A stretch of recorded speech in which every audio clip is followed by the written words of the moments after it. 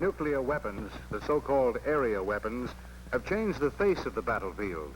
Under the threat of an A-bomb fireball, the concentration of large numbers of troops in any one place is a thing of the past.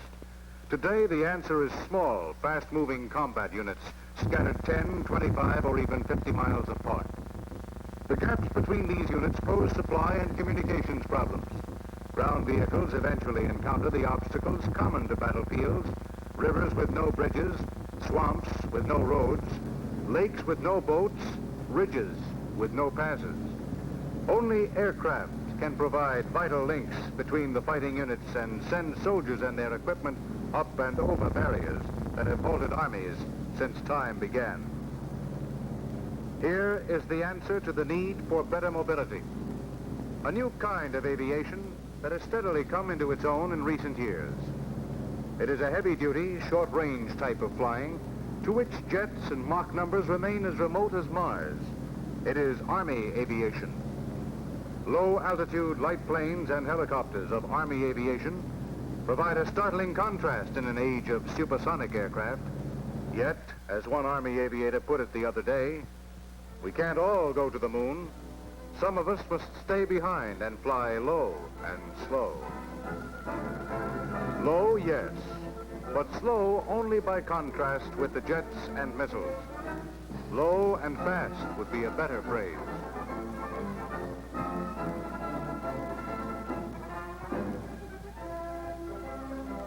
For the Army's new mode of moving about is nimble indeed when compared with trucks, jeeps, artillery convoys, and marching troops. Having gotten about all it can out of wheels and tracks, the Army has had to get up off the ground to obtain the mobility it needs to cope with the new look of the modern battlefield.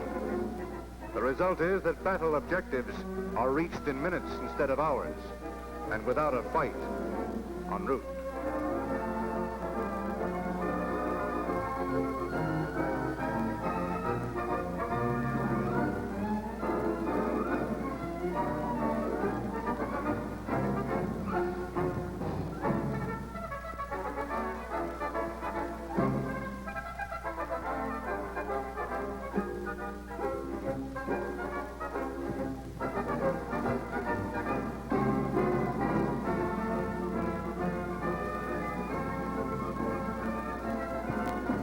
Helicopters can carry their own firepower too, like this H-34 into which rockets are loaded.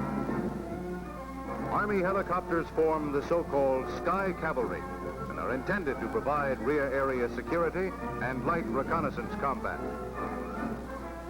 These scenes are from a successful field trial held at Fort Benning, Georgia, and utilizing the big Sikorsky H-37 Mojave helicopter.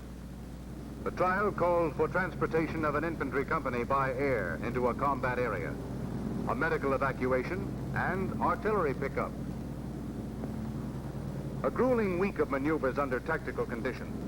The trial was designed to check the 4th Transportation Company's ability to move its aircraft, supplies, maintenance shops, and personnel into the field and operate as a tactical transportation company. The H-37s prepare to pick up 105mm howitzers and gun crews. The twin-engine H-37, the free world's largest and fastest production helicopter, can carry 36 fully equipped troops with an alternate cargo capacity of 1,325 cubic feet.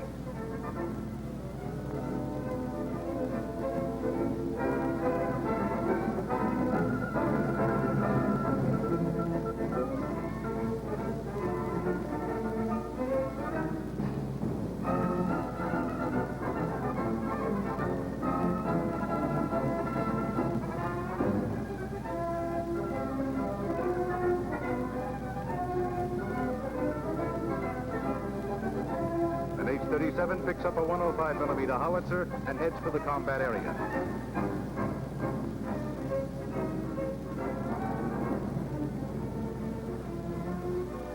Meanwhile, Air Force F-100 Super Sabres soften up the enemy. First, they drop 500-pound bombs.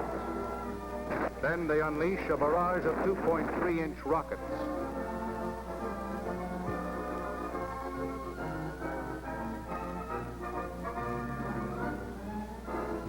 finally, they unload fiery napalm bombs.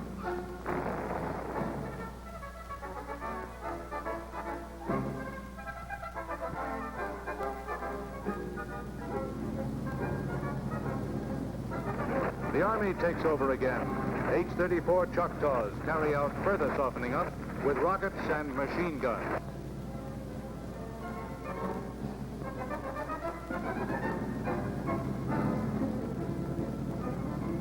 More H-34s land Pathfinder troops.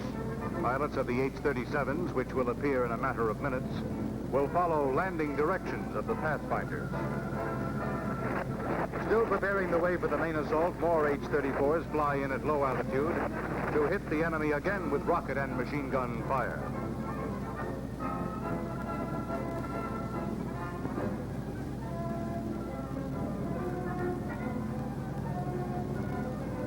Then comes the main assault, troops and weapons, all flown swiftly into position by helicopters, on the theory that getting there first is just as vital as getting there with the most. In combat, Army aircraft must operate from unprepared terrain. The less landing space required, the better, which makes vertical lift machines the ideal Army air vehicle. Thus far, the helicopter alone has met the vertical lift requirements on an operational basis.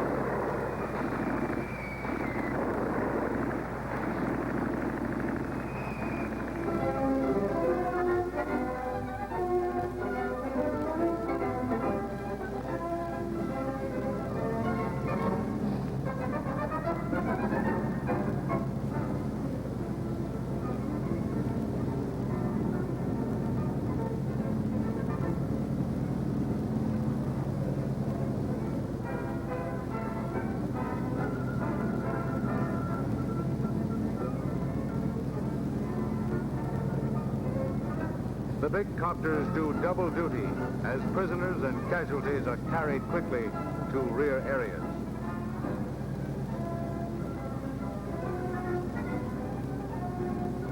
Army aviation is integrated with the troops in the field. In their support of ground operations, Army aircraft carry out 6 major functions in the combat zone: observation, airlift for troops, rapid movement of supplies, air mobility for land reconnaissance, command liaison and communication and casualty evacuation.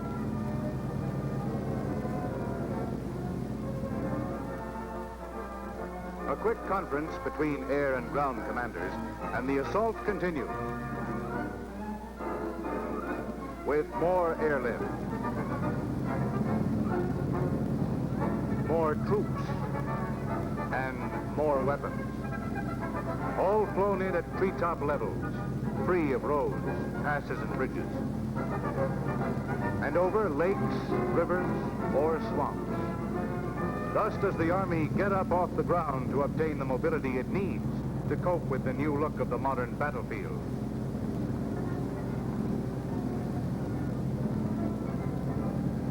Army aviation, as known today, was set up on June 6, 1942, when light aircraft became an organic part of the ground combat forces.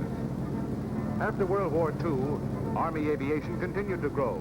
The helicopter brought a new dimension, direct lift to combat units. The result? Improved reconnaissance and transportation was dramatically shown in Korea, where rotary wing aircraft came into their own as a battlefield necessity. Helicopters, flying as aerial ambulances, saved thousands of lives there.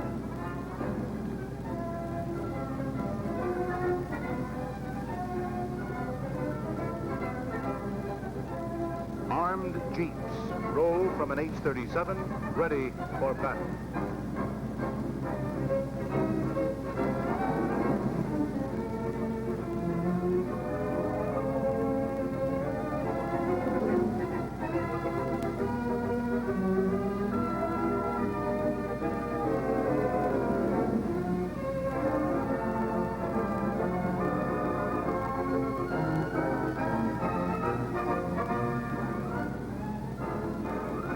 Casualties are loaded into an H-37 for transportation to a rear area.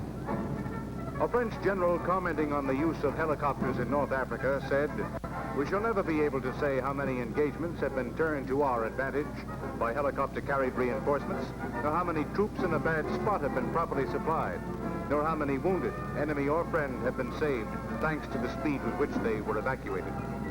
For this exercise, the 4th Transportation Corps, under command of Major Keith Bauer, received a superior score and was pronounced ready for action.